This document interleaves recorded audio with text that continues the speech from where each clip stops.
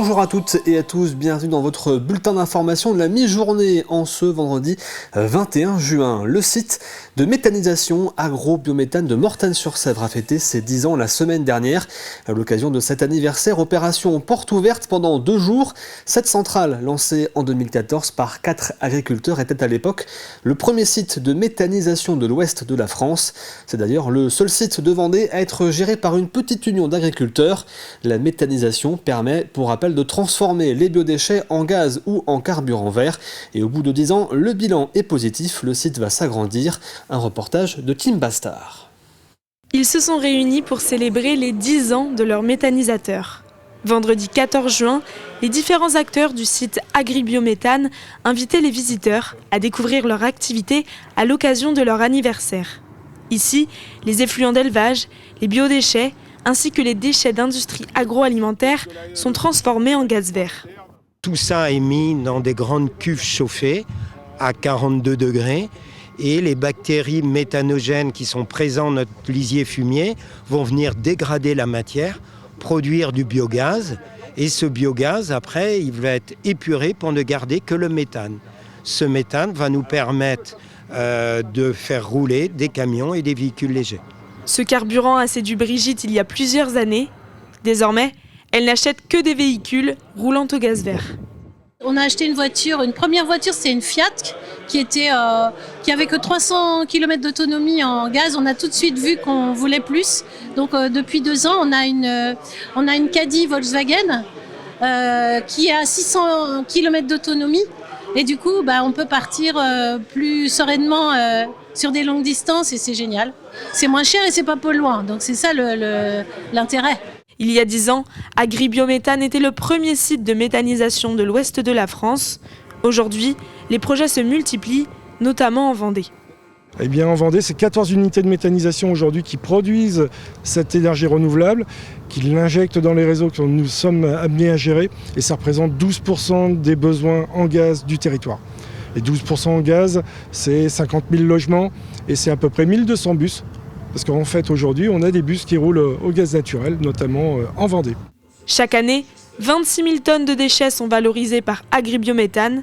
90% de leur production est ensuite revendue sous forme de carburant.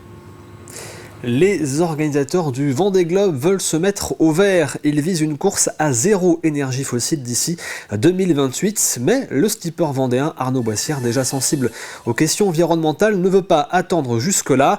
En partenariat avec le CIDEV, il va équiper son IMOCA d'un mixte énergétique, de l'éolien et des panneaux solaires déjà présents, mais aussi de l'hydrogène. Objectif, ne plus utiliser de moteurs thermiques présents à bord en cas de panne et pour l'alimentation électrique.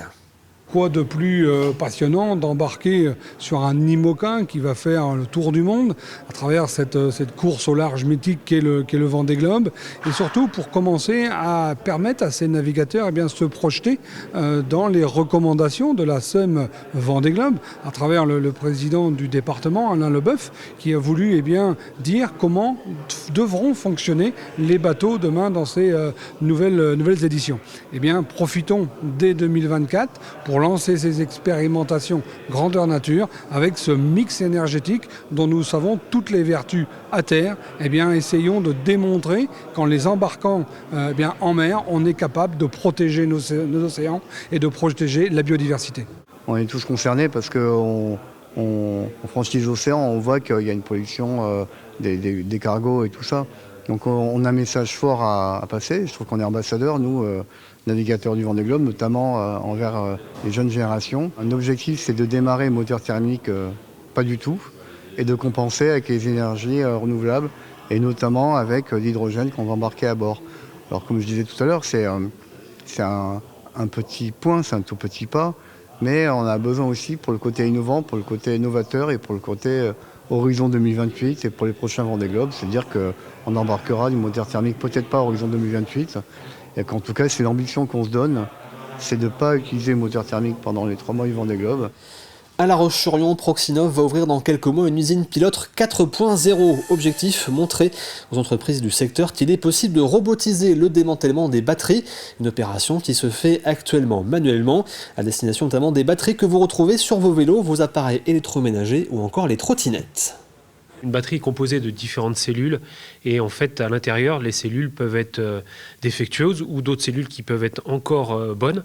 Et l'objectif en fait c'est de démonter ces packs, d'identifier les cellules bonnes ou mauvaises et de reproduire un pack batterie pour être soit réutilisé sur des vélos électriques ou des trottinettes, ou soit être réemployé pour d'autres applications. Donc, voilà, on ne reproduit pas, on ne refabrique pas un robot, donc déjà c'est un impact assez fort environnementalement, et donc tout ce qui n'est pas reconstruit, en fait, voilà, c'est un des impacts forts.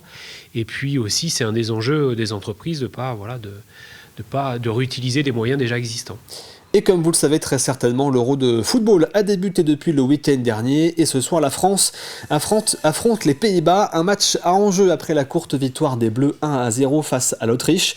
En cas de victoire, ils pourraient s'emparer de la tête de leur groupe et en Vendée, les pubs et les bars se préparent à accueillir les supporters en nombre auxquels s'ajoute la fête de la musique en ce 21 juin, comme nous le montre notre journaliste Clément Dionneau. Euro de football ou bien fête de la musique, la soirée de ce vendredi s'annonce chargée dans les bars vendéens, comme ici, à Saint-Gilles-Croix-de-Vie. Oui, forcément, beaucoup plus de place. Les gens seront forcément aussi debout parce que malheureusement, on n'aura pas assez de place pour tout le monde. On met plus de télé aussi, on va en rajouter derrière. On fait ce métier aussi pour avoir des grosses soirées comme ça, c'est les plus amusantes. Plus de télévision, plus de tables, plus de chaises. Il n'y a pas que sur la côte que les bars s'organisent. Au nouveau pub Lafayette de La Roche-sur-Yon aussi, on se prépare à cette soirée. Une grosse soirée, ça fait même une belle journée parce qu'on va commencer à préparer plutôt tôt le matin. Parce qu'on va avoir une influence aussi pour le foot classique. Parce qu'en plus, un beau match de l'équipe de France. On a fait le premier match de l'équipe de France pour l'Euro, ça s'est très bien passé, avec une belle affluence. Il n'y avait pas grande place à traîner. Et là, donc, on se prépare pour le match et à suivre derrière la pub de la musique. Ça va être une bonne organisation. Alors avis aux amateurs de football, de musique ou les deux, les bars vendéens seront prêts à vous accueillir dès ce soir. Et entre l'Euro de football et la fête de la musique, vous avez de quoi passer un bon week-end. C'est la fin de cette édition, merci de l'avoir suivi. On se retrouve à 18h pour un nouveau point sur l'actualité. Je vous souhaite une excellente journée devant TV Vendée bien sûr.